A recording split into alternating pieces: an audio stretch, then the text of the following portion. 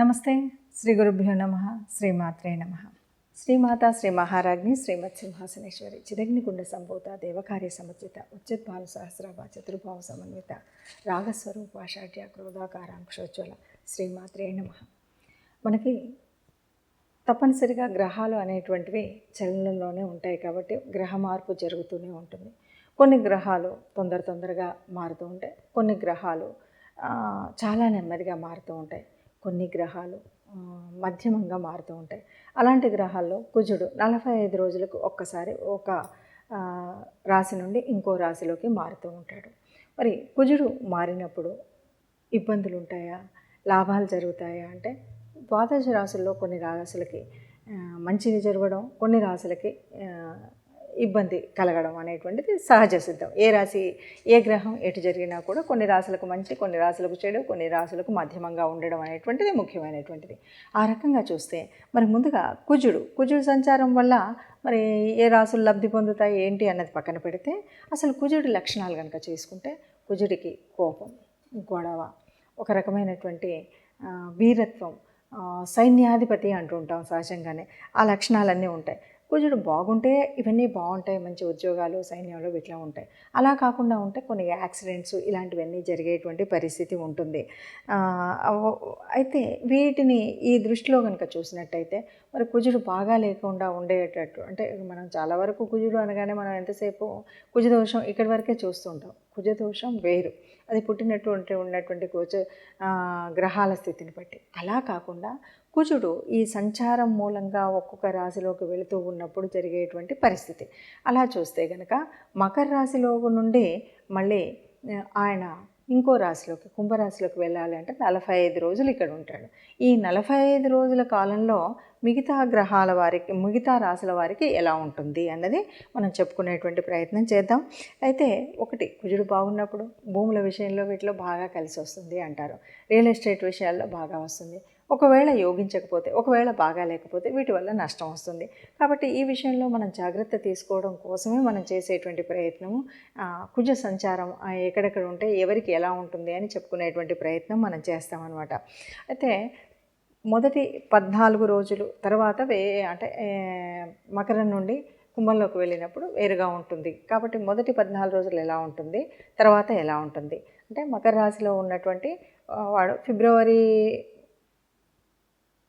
కనుక చూస్తే మొదటి 14 రోజుల తర్వాత 15వ తారీఖు అప్పటి వరకు కుజుడితో పాటు ఉన్నటువంటి రవిగ్రహము కుంభంలోకి వెళుతుంది. అలా రవిగ్రహం కుంభంలోకి వెళ్ళేసరికి కుజుడు తన యొక్క శక్తిని అంతా కూడా ప్రదర్శించగలుగుతాడు. రవితో ఉన్నప్పుడు ఆ ప్రదర్శన ఉండదు కాబట్టి తన యొక్క స్వయం ప్రతిపత్తిని ప్రయోగించగలిగే శక్తి ఉండేటువంటి స్థితి మనకు కనిపిస్తుంది. కాబట్టి కుజగ్రహం ఈ 45 రోజుల వల్ల మిగతా ద్వాదశ రాశుల వారికి ఎలా ఉంటుందో చూద్దాం. ఇక తదుపరి రాశి కుంభరాశి. కుంభరాశి వారికి కొద్దిగా రవి వల్ల ఇబ్బంది ఉంటుంది, కానీ తదుపరి 15 రోజుల తర్వాత ఆ ఇబ్బంది తొలుగుతుంది అని చెప్పచ్చు. ఏమన్నా సరే కుంభరాశి వారికి ముందు నుండి కూడా ఒకటి ఏళ్ళనాటి శని, 2 ద్వితీయంలో మనకు కనిపించేటువంటి గురుచండాల యోగం, ఇక ఈ రెంటికి తోడు 3లో ఎందుకంటే వ్యయభావంలో ఉన్నటువంటి అధిక గ్రహాలు, వీటన్నిటి వల్ల కుంభరాశి వారికి అనుకున్నంత శుభ ఫలితాలు అయితే ఉండవు. కానీ ఏవి లేకపోయినప్పటికీ కూడా కొద్దిగా గట్టిగా మొండిగా పట్టుదలతో చేయగలిగితే మాత్రం ఏ పనినైనా సాధించగలిగే శక్తి ఉంటుంది. ఇక తండ్రి గారి ఆరోగ్య విషయంలో కొద్దిగా జాగ్రత్తగా ఉండవలసినటువంటి పరిస్థితి కుంభరాశి వారికి మనం చెప్పాల్సినటువంటి స్థితి. కాబట్టి కుంభరాశి వారికి కొద్దిగా అటు ఇటుగా ఉన్నందువల్ల మనం చేయాల్సినటువంటి పరిహారాలను మర్చిపోకుండా చేసుకున్నట్టయితే బాగుంటుందని చెప్పచ్చు. మరి ఇప్పటి వరకు చెప్పుకున్నటువంటి దాంట్లో మీరు చూడగానే ఇది భయపడిపోయి అయ్యో కుజుడు బాగలేదు, ఈ 45 రోజులకు నాకు నష్టం అని కుజుడు అనుగ్రహం లేనటువంటి వాళ్ళు కానీ, కుజుడు తన నీచ స్థానంలో ఉన్నటువంటి రాశుల వారు కానీ అనుకోవడానికి వీల్లేదు. ఎందుకు అంటే మనకి ఇది గోచార రీత్యా మాత్రమే మనం చెప్పుకునేటువంటి పరిస్థితి.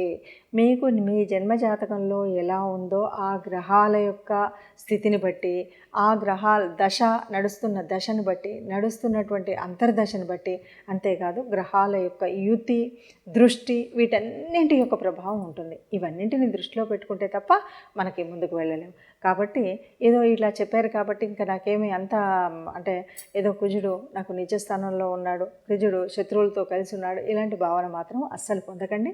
ఇదంతా కూడా కేవలం 30-40% గోచార రీత్యా ఉండేటువంటి ఫలితం ఉంటుంది. ఈ 30-40% ఉన్నప్పుడు మరి ఎందుకు చెప్పుకోవాలి అని అనకండి. ఎందుకు చెప్పుకోవాలంటే ఈ 30-40% అయినప్పటికీ కూడా మనకు ఈ నెల రోజులు ఆ ఇబ్బంది కూడా ఉండకుండా ఉండాలంటే రాబోయేటువంటి ప్రమాదం ఏంటి, రాబోయేటువంటి లాభం ఏంటి, రాబోయేటువంటి స్థితి ఏంటి, రాబోయేటువంటి ఈ స్థితిగతులను తెలుసుకొని దానికి కావాల్సినటువంటి దేవత ఆరాధన కానీ, గ్రహ అనుకూలతకు చేయవలసినటువంటి పనులు కానీ, పూజలు కానీ చేసుకుంటూ, లేదు కోపాన్ని కాస్త నివారించుకోవడం, లేదు ప్రయాణం చేసేటప్పుడు కాస్త తగు జాగ్రత్తల్లో వెళ్ళడం, ఇలాంటివన్నీ నిర్ణయాలు తీసుకుంటాం. కాబట్టి ఈ నిర్ణయాల కోసమే మనం ముందు జాగ్రత్తగా ఈ విషయాలు చెప్పుకుంటూ ఉంటాము. అలా చెప్పుకుంటూ మరి ఏం పరిహారాలు చేద్దామో చూద్దాం. కుజగ్రహం అనగానే ఇది భూగ్రహం. ముఖ్యంగా కుజగ్రహ దోషాలు ఉన్నప్పుడు మనం మంగళవారాలు పూజ చేయడము, అలాగే కుజుడికి అధిపతి అయినటువంటి వాడు మరి సుబ్రహ్మణ్య స్వామిని ఆరాధించడం, ఇవి చేస్తాం. గ్రహాలు అంటే కుజుడు మనకు యోగించకపోని ఈ 45 రోజుల కాలం కనుక మనం సుబ్రహ్మణ్య స్వామి ఆరాధన చేసిన, ఏదైనా సరే ఎవరికైనా దానం ధర్మం చేసేటప్పుడు కందిపప్పు ఇలాంటివి దానం చేసిన, ఎర్రటి వస్త్రాలు దానం చేసినా మనకు అనుకున్నటువంటి ఫలితం ఉంటుంది. అయితే ఇక్కడ మహాదశ అంతర్దశలు కూడా వీటికి కనెక్ట్ అయినప్పుడు ఉండేటువంటి పరిస్థితి ఒకలాగా ఉంటుంది, లేనప్పుడు ఒకలాగా ఉంటుంది. అలాగే ఇప్పుడు మనం చెప్తున్నటువంటి దానికి త్రికోణాధిపత్యం ఏదైనా వచ్చినట్టయితే వేరేలాగా ఉంటుంది. అంటే 159 లాట్స్లో కనుక కుజుడు ఉన్నప్పుడు మంచి చేస్తాడు. ఆ మంచి చేసేటువంటి పరిస్థితి వేరేలాగా ఉంటుంది.